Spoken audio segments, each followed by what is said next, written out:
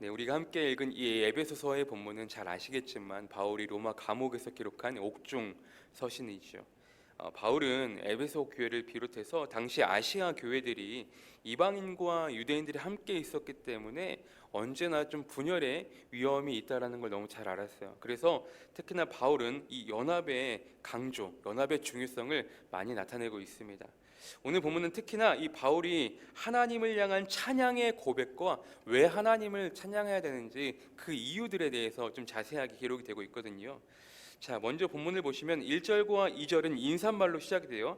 자, 먼저 1절을 보시면 하나님의 뜻대로 말미암아 그리스도 예수의 사도된 바울은 에베소에 있는 성도들과 그리스도 예수 안에 있는 신실한 자들에게 편지하노니. 보시면 바울을 자신을 어떻게 소개합니까? 본인의 힘으로 본인의 뜻으로 사도가 된 것이 아니라 하나님의 뜻으로 말미암아 그리스도 예수의 사도가 되었다라고 자기 자신을 소개합니다.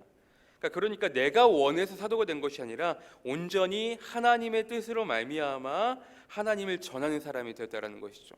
실제로 그렇지 않습니까? 누구보다 바울은 그리스도인들을 핍박하고 박해했던 인물이 바울이었습니다. 그런 바울에게 하나님께서 친히 찾아와 주셨죠.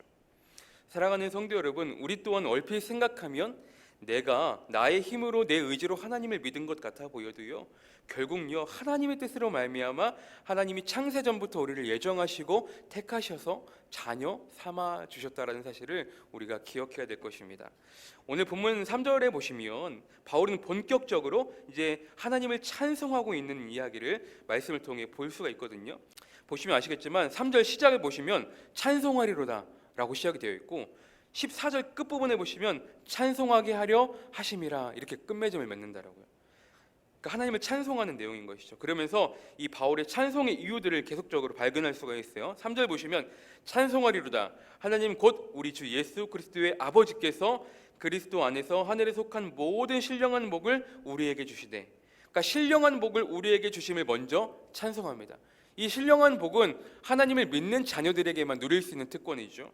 그 복을 우리에게 주심을 찬송한다라고 고백해요. 그리고 4절에 보시면 곧 창세전에 그리스도 안에서 우리를 택하사 우리로 사랑 안에서 그 앞에 거룩하고 흠이 없게 하시려고.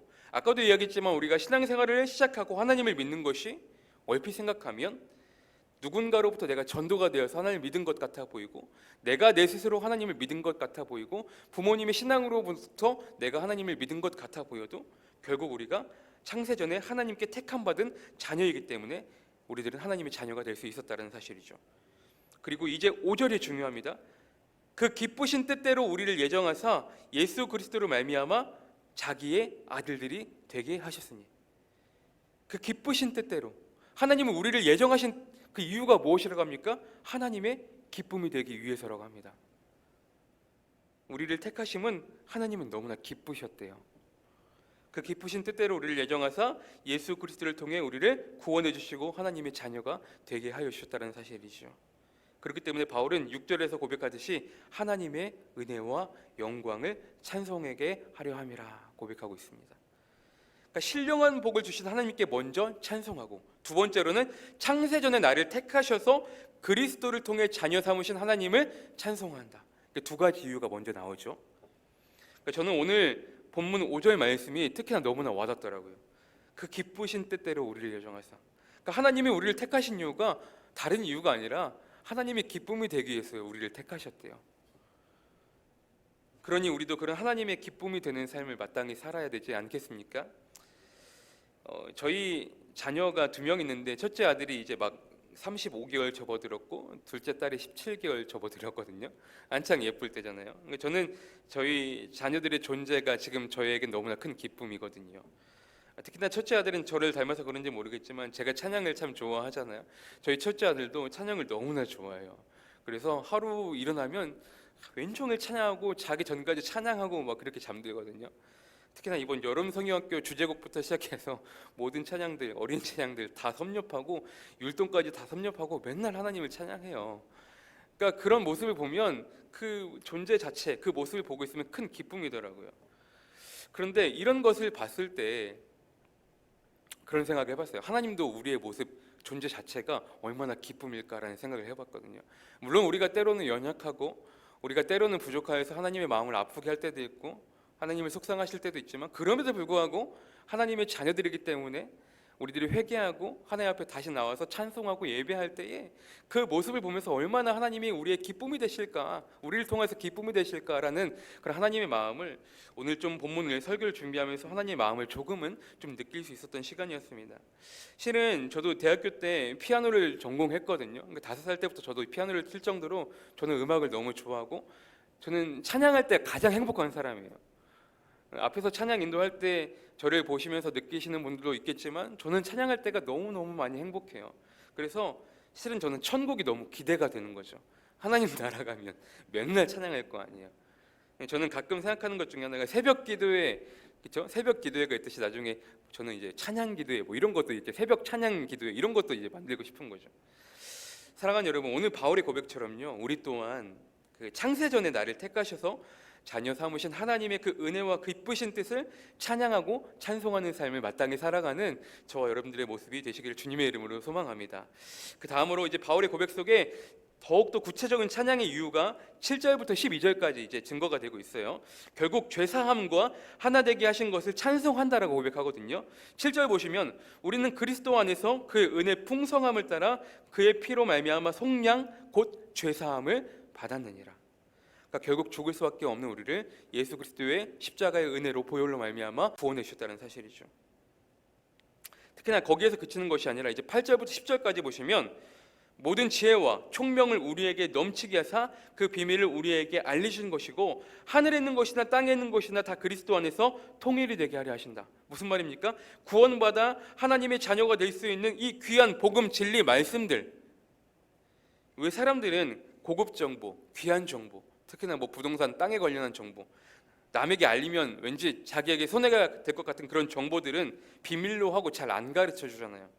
하지만 주님은 너무나 그 귀한 진리, 복음, 말씀, 그 귀한 비밀들을 우리에게 알려주실 것이고 하늘에 있는 것이나 땅에 있는 것이나 다 그리스도 안에서 연합이 되게 하신다라는 것이 하나님의 뜻이거든요.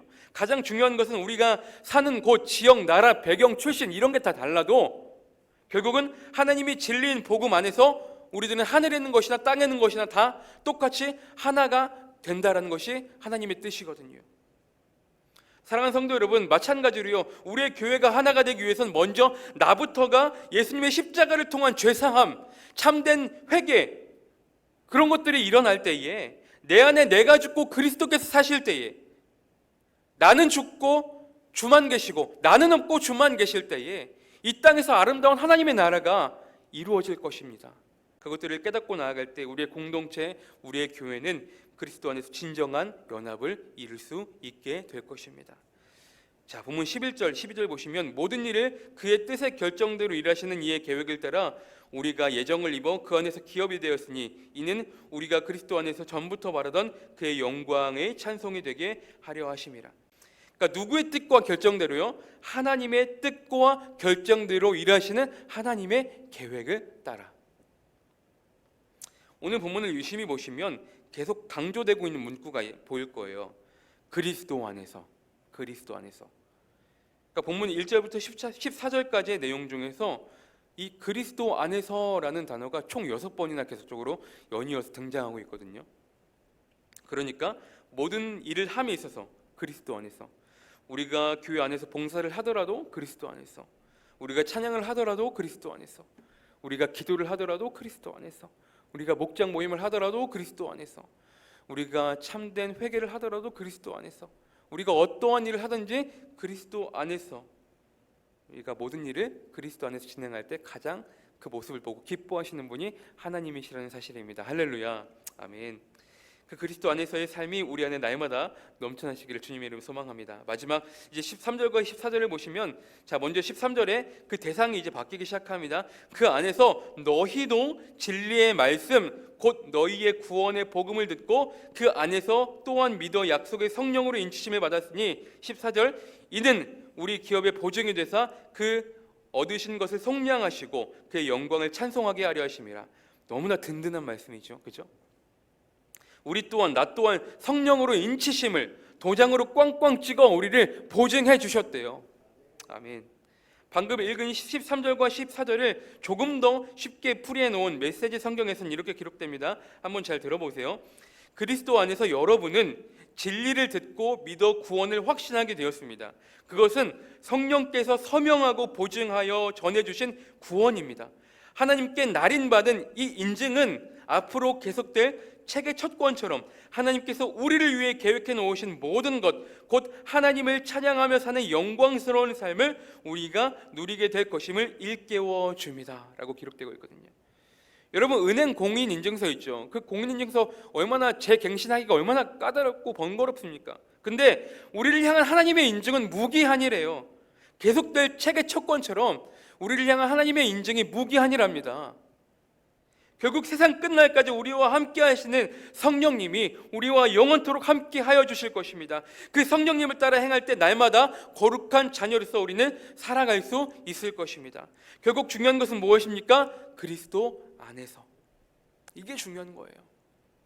우리는 그리스도 안에서 택하심을 받은 자녀들이고, 그리스도 안에서 구원함을 받았고, 그리스도 안에서 성령의 인치심을 받았고, 그리스도 안에서 영원한 보증을 하나님께서 해주셨습니다. 그리하여 우리는 그리스도 안에서 날마다 하나님을 찬양하며 하나님께 영광 올려드리는 삶을 마땅히 살아야 할 줄 믿으시길 바랍니다.